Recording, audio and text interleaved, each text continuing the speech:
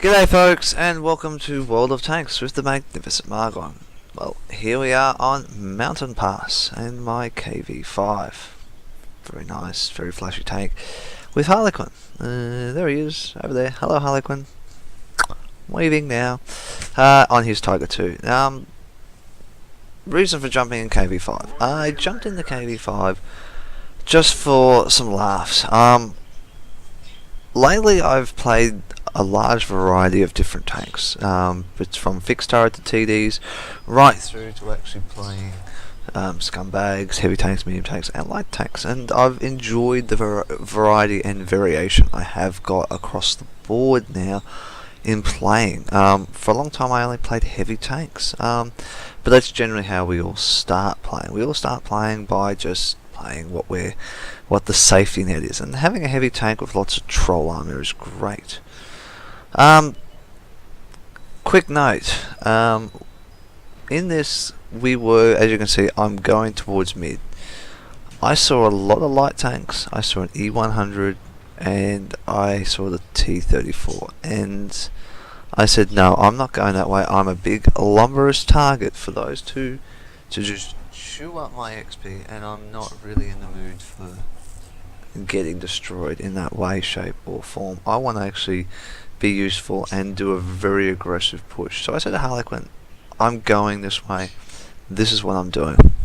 I can't afford to slacken off and hold myself back. So here we go. I come round the corner and look what we have, a Lerva and a 1375. Now as you can see, I've slightly angled my tank towards the Lerva, bouncing. That's the third shot I think it is. There's the fourth shot. Lerva would have just about reloaded and probably taken another shot, and he may have done damage on that one. I don't know though, but he could have. I missed the 1375 then, just taking a quick snapshot, trying to get across. Probably should have pulled up and took a shot instead, but I had to get off the bridge. As you can see, the mid area of the map is just covered with guys.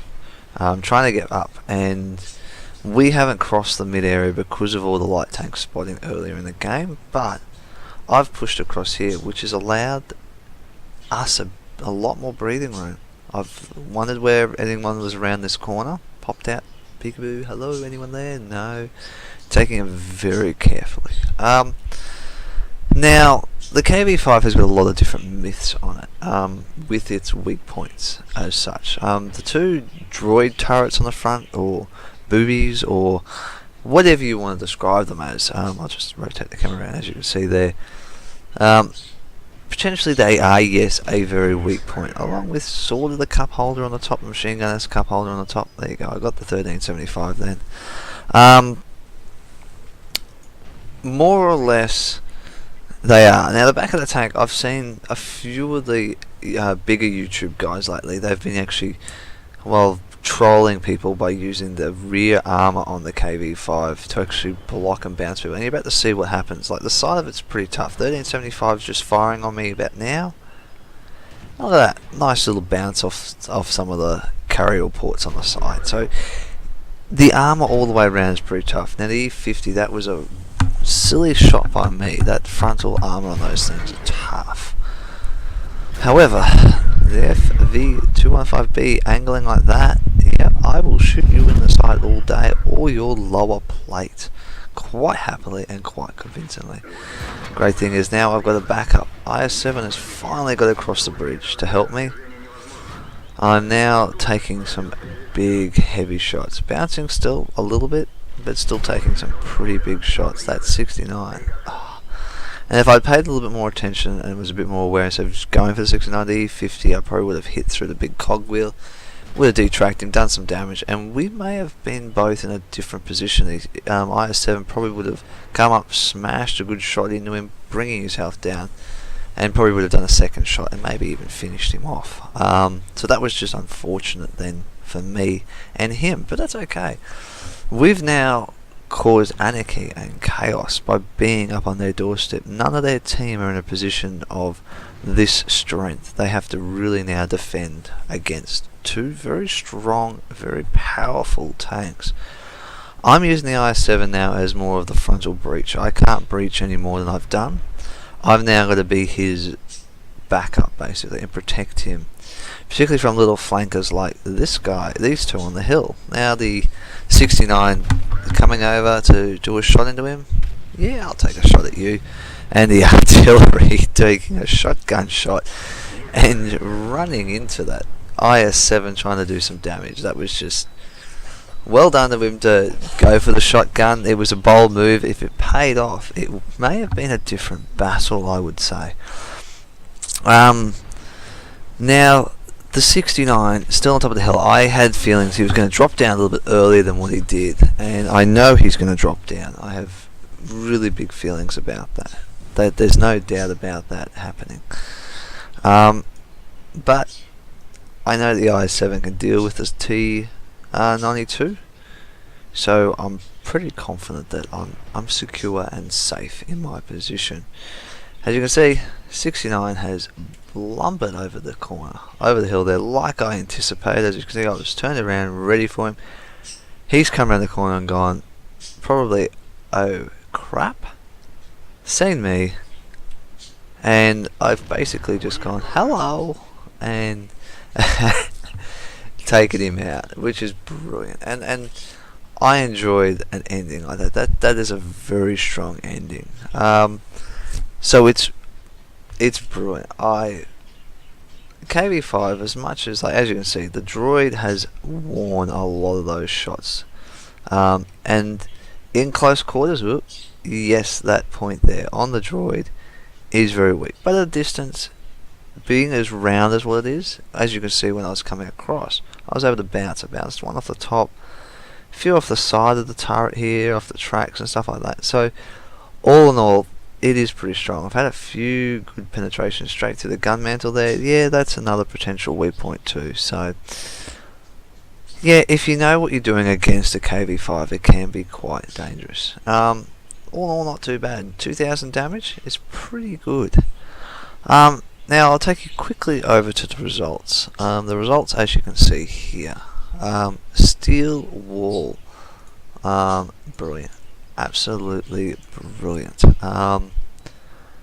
It fills my belly with warm feelings when I get results like that, where you get a nice steel wall for your efforts. Team-wise, not too bad on the damage. Couple up in the top 5. Harlequin, yeah, top 6, top 10 easily. I don't think he's got the top gun, but I'm pretty sure he's pretty close to getting the top gun on this tank. Now the all-important detailed report, as you can see here, 2,100 damage blocked, and that would have probably mostly come from me crossing the bridge and a little bit towards the end of that battle.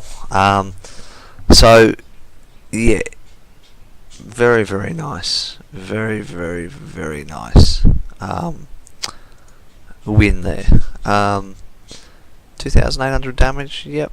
What did I get? 2 kills? Yeah, not too bad. Spotted one unit, spotted a unit, and killed a unit, all in the same spot. So that's pretty good. Pretty happy about that. So what I'm going to do is, I've got another match now.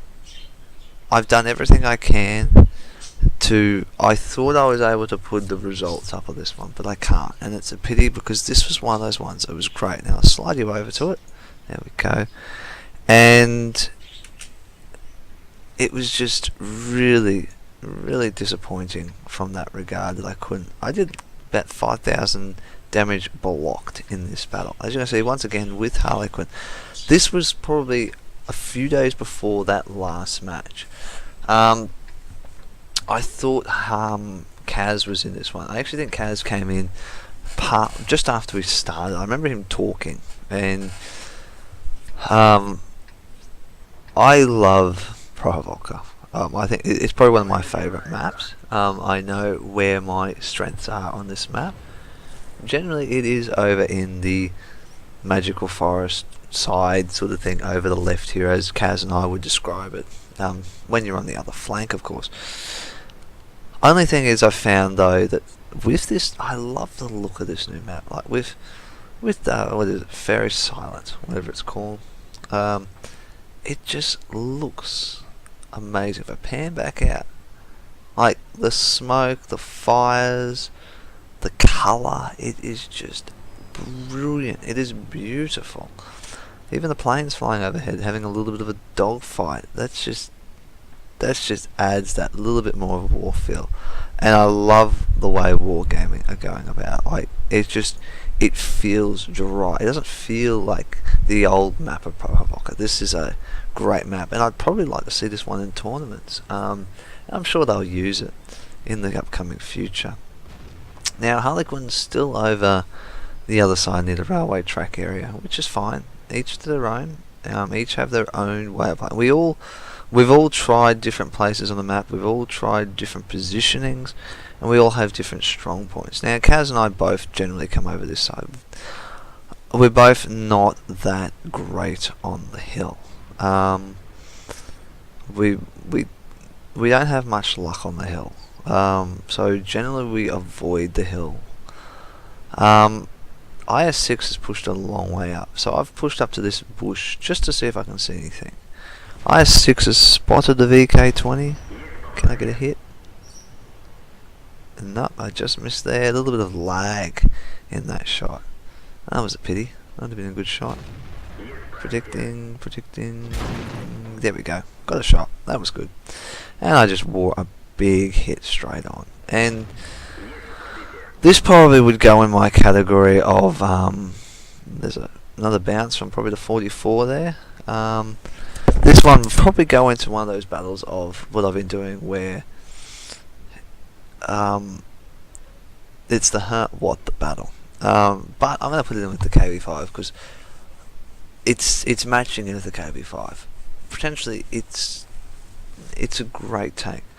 Now with all the other heavies sitting up there, I understand why I was sitting so far back. I thought, why haven't I moved up? What am I? And I was umming and ahhing at this point in time to figure out what to do. Now, I'm sitting with all the TDs. I'm watching our guys get smashed in the middle area. And it's just the risk was not as great. And as I said, like I've only played probably 5 battles. Watching the planes. Just in La La Land. There goes Harlequin in his Tiger 2. Took a shot at the IS6. Yeah, not going to get him. It was a bit of a pot shot. That you never know. The other thing also, great thing about this map now is if you're in a tier 8 tank and you get this map, you know you're going to be the maximum tier. And that's what I love. You don't have to verse tier 9s or tier 10s on Provoca anymore. It's just... It means you know you're going to be smashing people. There's a KV1S. That shot, I'm pretty sure dropped low, just below him. Reload. Come on. Come on. No, I'm not going to get a shot on him. Burnt out. Don't know whether it was him that hit me, but that was the moment where I said, okay, it's time for me to lumber up. So I've gone up to the road side a bit more, just to use a bit more of the cover to my advantage. Normally I would lumber up the centre of the map.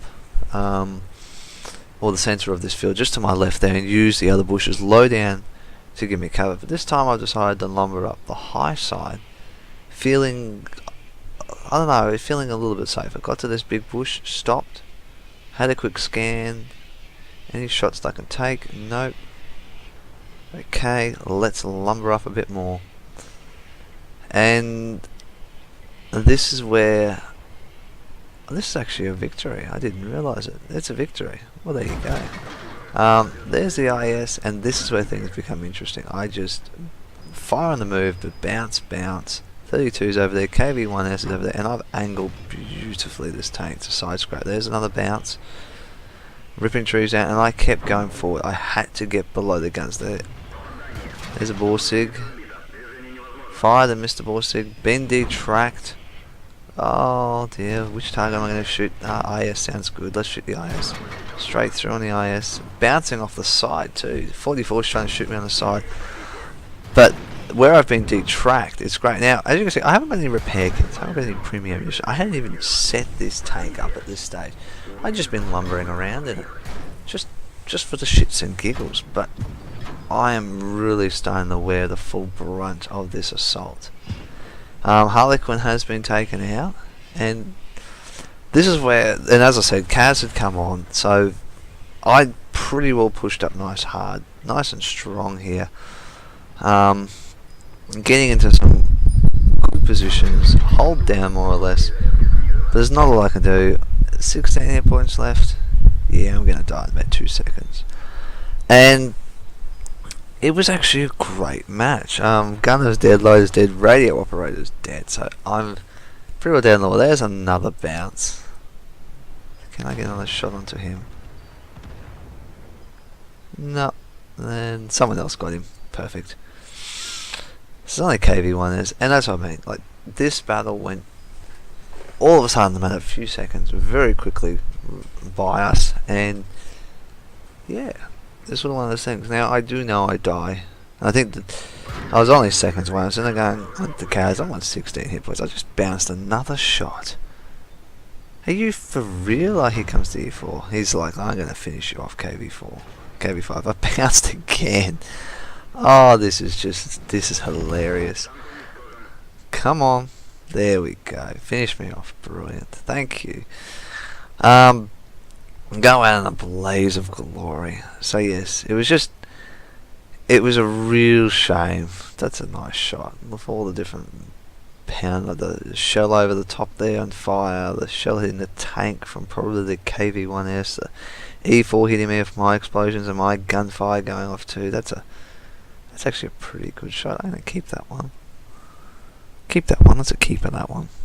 You wouldn't get a random pause like that very often. That's a keeper.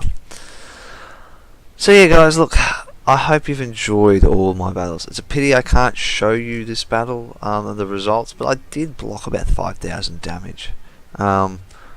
It was just hilarious. I couldn't stop laughing the whole way through this battle. So it was actually really good, and my team cleaned up, had a victory in the end of this, and it was brilliant, absolutely brilliant. Or actually, it might have been a draw. Can't really remember. I can't pull the results up, so it makes it even harder. So, guys, look, that's it from me. I know I've been a bit slack lately with getting videos out. I'm trying to improve this week by doing a few more videos. Just had a lot of things on my plate lately. I'll go into a bit more detail when I do a waffle pan, probably later in the week. And you'll be able to, and I'll tell you what exactly is going on and things like that, so you're aware. But guys, look, thank you for all those. Thank you for all the new subscribers I've got recently as well for joining. Hope you enjoy what I do. I only do this because it's fun. I don't have any other interest other than playing this for fun. I thought about doing it as a little bit of a on the side hobby cash thing, but you know what, I don't care about that. I've got a full-time job. I don't need the money. I do this because I enjoy it, and I've got plenty of time to play computer games and share my games with you guys. So I hope you enjoy it. I hope you enjoy the games you play. One other thing before I finish up, Freshmeat, one of the gamers on the Asian server, is giving away premium tier 8 tanks. He's got 3 or 4 of them to give away. He's trying to get 100 viewers. If you really want to be in, I think the tanks are going onto any server. So look, he logs on regularly. Pay attention to his Facebook page. You can follow the link, I think, through my Facebook page. Otherwise, just look up Freshmeat and it'll come up. I have linked in the description below his Twitch channel. Jump over there. He's regularly on at different times of the week. I think Wednesday, Fridays, and Sundays he plays. In the afternoons for the Australian time, which is probably about 6 PM Eastern Standard Time, Australian Eastern Standard Time, so which is GMT plus 10. So jump in, guys. Look, support him. He's getting up to about 60 viewers. We need to get the other 40 viewers before he gives away a premium tank. So guys, look, get involved. Support these guys. These guys are the ones that are trying to make a living off a lot of these games all the time. For me, I'm not. I've got a living. I'm only doing this for fun, and I love it, and I enjoy it, and that's the thing I think I get the most out of this. I enjoy it. So guys, enjoy your games. Happy hunting. And I'll catch you on those battlefields.